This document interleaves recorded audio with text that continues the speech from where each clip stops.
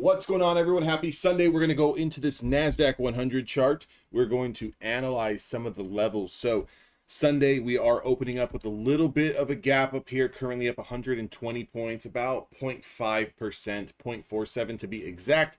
What I'm looking at here on this Nasdaq 100 chart is a little bit of a bigger picture here.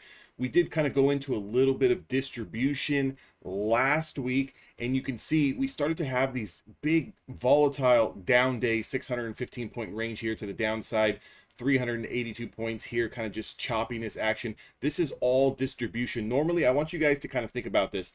If the market is going to continue to go down, you're going to go through a little bit of distribution, and then you're going to lose that lower level, which is why you can see I have these kind of two alerts set here. One at the 100 EMA and the 100 SMA. If we were to kind of get below this price level of 24,615, then that's going to get things a little bit more dicey. And when I say dicey, kind of go back to those late mid-November lows where we kind of really, started to sell off the end of October. And if you look at the top here, that recent top that we had on October 30th, all the way down to this recent low here on November the 21st, you're talking about a 3.5 week kind of pullback.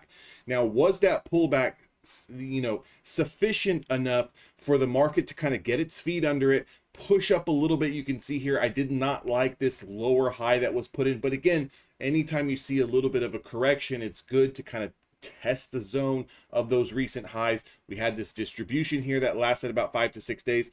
Now, normally distribution lasts between 3 and 5 days. The longer you're in distribution, the bigger the move is coming out of it, whether that be to the top side or to the downside. Now, with this little bit of a gap up, we're gapping up over my linear regression here. We're kind of breaking out. The bigger picture look that I'm looking at here is, we've got a little bit of a bull flag, right? It's not the best looking bull flag, but nonetheless, it is a little bit of a bull flag where we put in a little bit of a high, we pulled back, we put in this low, we tried to make an attempt to bounce. You can see there's a clear ceiling here, a clear wall of resistance. We pulled back once more. But one thing that I like about this most recent pullback here, about this most recent distribution, is that we put in a higher low. A higher low above your 100 EMA SMA and above this most recent low here at the end of November. So if we do get a little bit of a breakout, expect a breakout overshoot. We do have Bollinger Bands that are starting to contract. Anytime your Bollinger Bands start to contract, it's telling you a bigger move is coming. Now, this could be a false breakout. Again, we have to play devil's advocate. It can be a false breakout where you see some type of gap up, some big overshoot where the market kind of drives into 25,000, 980s, 25,000, 990s. And then it's an immediate rejection followed by just a nasty downwards landslide. But if that does not happen, let's say we do pop this resistance and we kind of push into those 900s. If we get any bit of pullback, you're looking for support around 25,460, 25,660. So there's a 200 point range here where we have your rising support. That rising support is your 20 simple moving average, your 10 simple moving average, your 50 SMA is starting to curl up, your shortest nearest term sentiment, the 5-day moving average, is starting to curl up. So we're still in overall bullish context. The market is forming support below us. You have to be a little bit careful because if volatility does start to increase, you're going to see ranges start to expand. So if you are a day trader, my best thing for day traders, when the volatility gets wacky, starts to get big and the ranges start to open up, instead of looking for more points to the upside to capture more points in your trade, I look for less points. Why? Because it's going to be easier to capture that.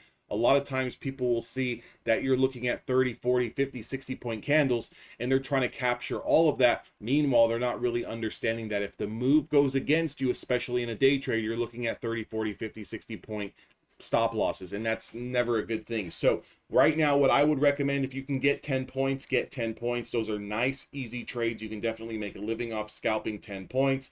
Again, try to keep that those stop losses no more than 20-25 points max. So adjust your position sizing. Again, don't roll into some type of position with 5 mini contracts. If you're trading a $50,000 account with $2,500 drawdown, doesn't really make any sense. Get into trading 4 or 5 micros. You can still make $200-300 a trade. Those trades start to add up. Those days really start to add up, and that's what's going to get you to those prop firm payouts. Again, when you're trading the prop firm, it is a big game. You are trying to hit certain price targets. You're trying to hit certain numbers. It's not about trying to jam down a $2,000, $3,000 day.